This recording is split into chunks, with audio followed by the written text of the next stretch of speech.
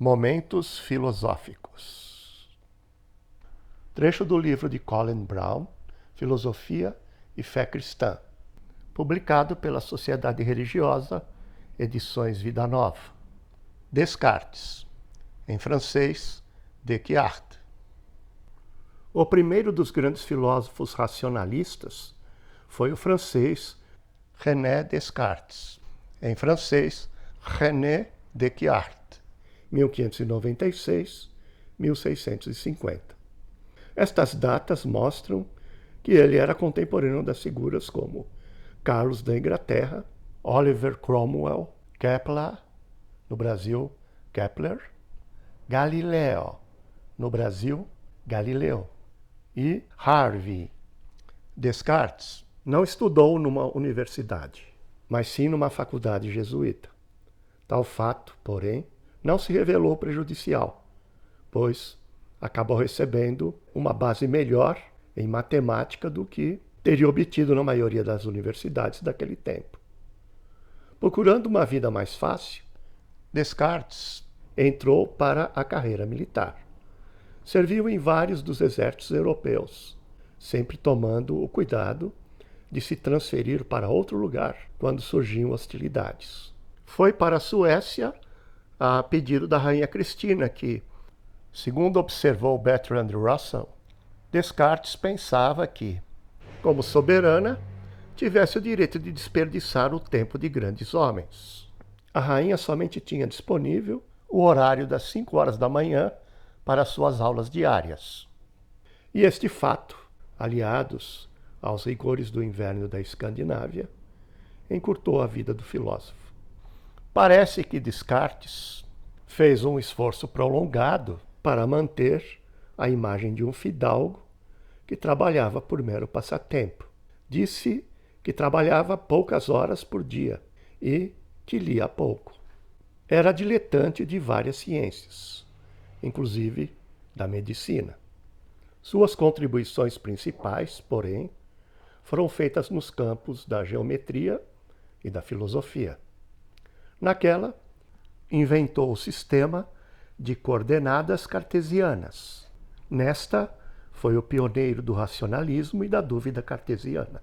Suas duas obras filosóficas principais foram seu Discurso sobre o Método, 1637, e suas Meditações Metafísicas, de 1641. No discurso, Descartes registrou seu testemunho intelectual. Relembrou como no inverno de 1619 a 1620, entrou numa estufa, isto é, num cômodo bem aquecido por um fogareiro de porcelana, e passou o dia meditando. Quando entrou, sua filosofia era meio crua.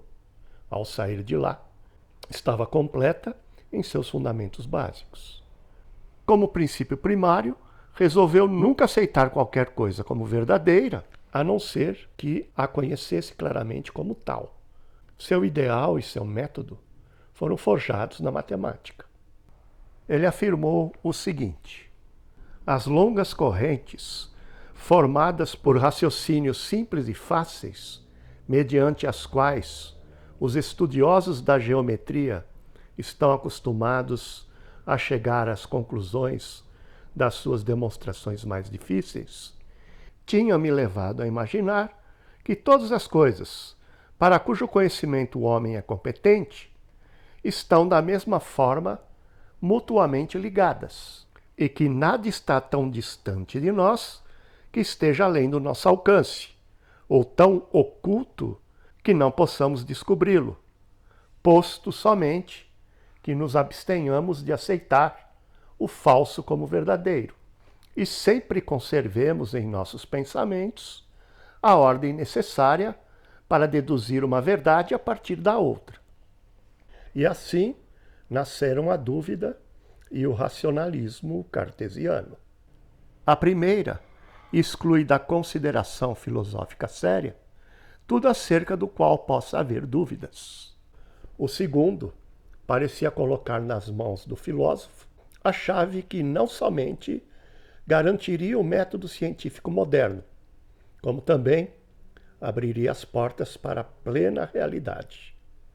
Isso porque, embora a confiança na observação e na experiência pudesse revelar-se enganosa, o argumento racional era inabalável.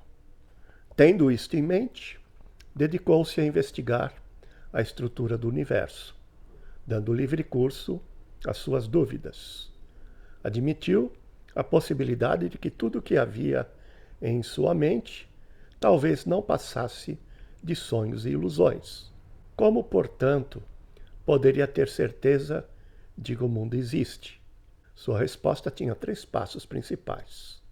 Em primeiro lugar, chegou ao reconhecimento de que, mesmo que duvidasse de tudo mais, havia uma coisa da qual era impossível de se duvidar: o fato de que estava duvidando. Isso, por sua vez, levou ao seu célebre axioma: cogito ergo sum. Aqui no Brasil, cogito ergo sum, que significa penso, logo existo. O mero fato de que estava tendo dúvidas e, portanto, pensando, significava que de certo existia. O passo seguinte de seu argumento era demonstrar que Deus existia. Procurava dar este passo mediante uma combinação entre os argumentos causal e ontológico. De um lado, a ideia de si mesmo como ser finito subentendia a existência de um ser infinito. Por outro lado, a própria ideia de um ser perfeito implicava a sua existência. O terceiro e último passo era fazer a declaração de que, uma vez que Deus é perfeito, ele não nos enganaria, não nos deixaria pensar que nossas ideias claras e nítidas fossem verídicas, se realmente não o fossem. Portanto, podemos ter segurança de que todas as nossas deduções lógicas acerca da realidade são válidas. Descartes tem sido frequentemente censurado por seus erros crassos na área da filosofia. Já questionamos a validade do argumento ontológico. Uma vez que este argumento é derrubado, o sistema inteiro perde seu fundamento. A expressão célebre cogito ergo sum também tem sido alvo de muitas críticas dos filósofos. Russell é um dos muitos que indicam sua natureza falaz. Se Descartes realmente quisesse começar pela dúvida, sua premissa inicial deveria ter sido: existem dúvidas? Não tem o direito de inferir daí a existência de um próprio eu pessoal. Um eu com todas as qualidades que tomamos por certas na vida cotidiana. Esta ideia entra no argumento sorrateiramente, sem ser notada.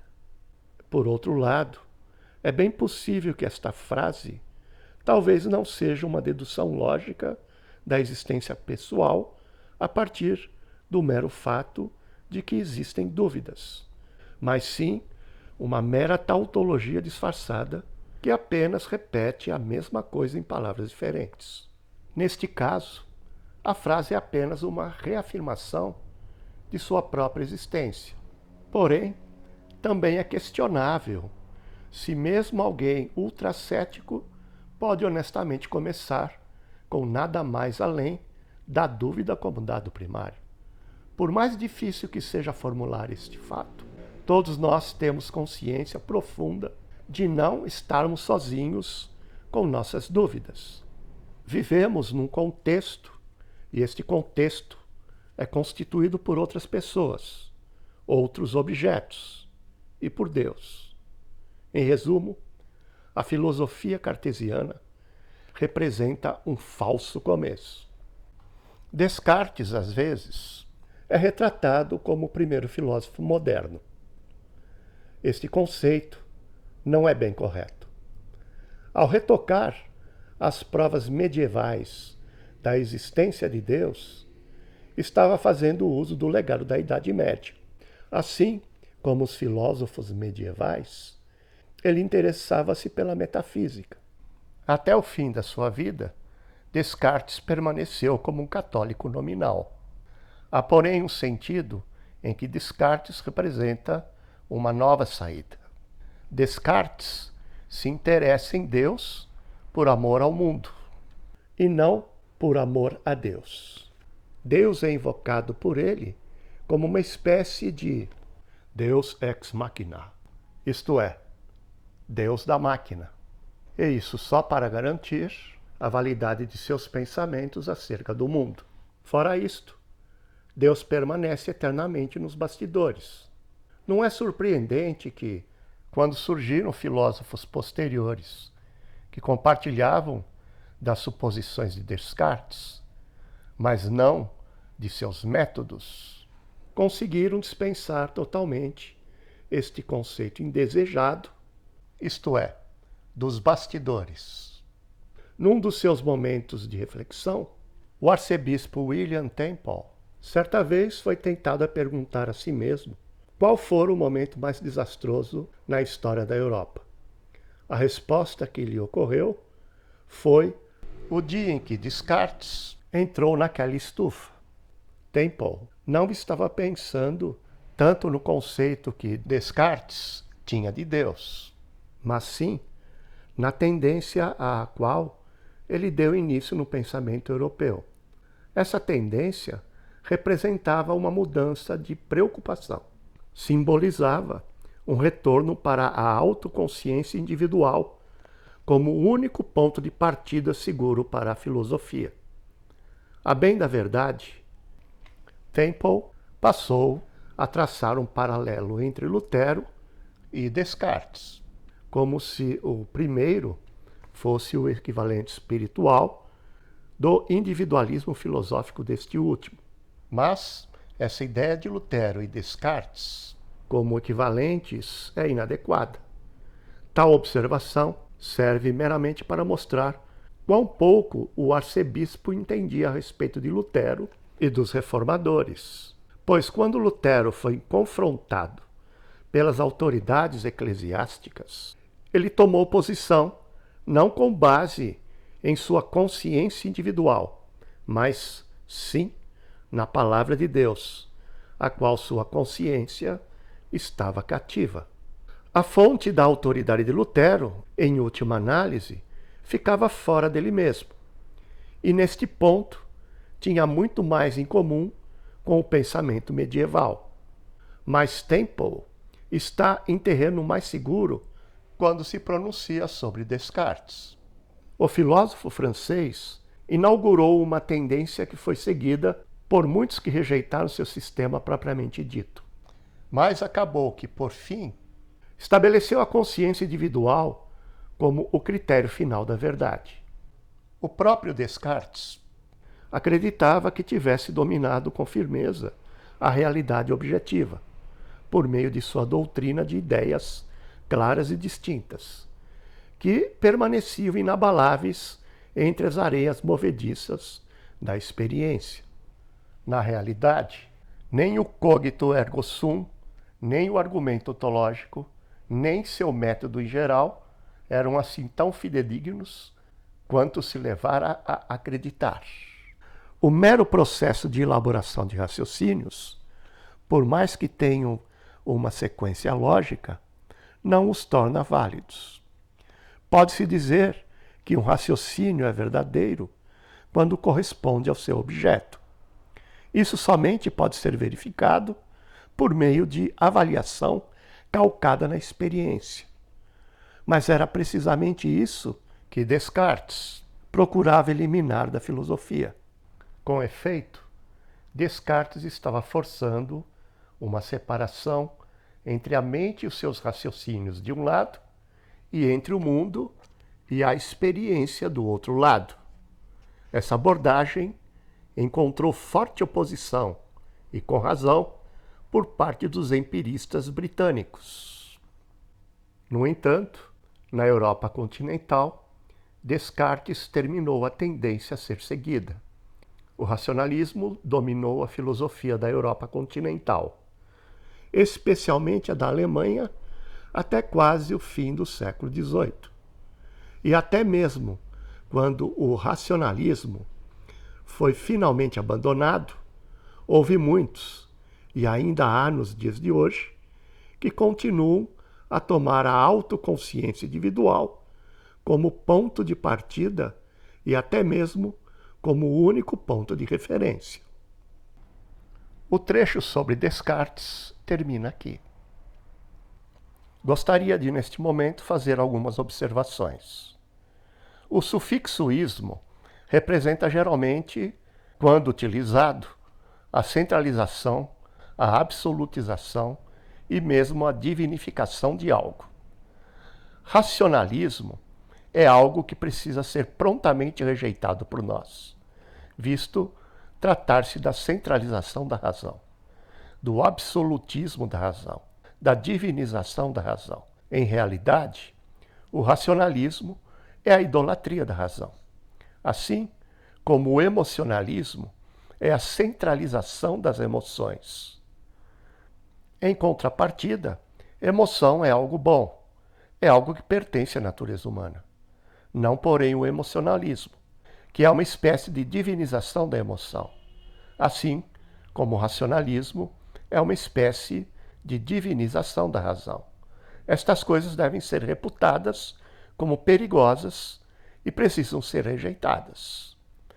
Deve-se fazer uma clara distinção entre razão e racionalidade de racionalismo, além da tomada de consciência que, no cristianismo, existem realidades suprarracionais. E é também, por esse motivo, que toda filosofia e ideologia racionalista deve ser prontamente repudiada e inteiramente rejeitada por nós.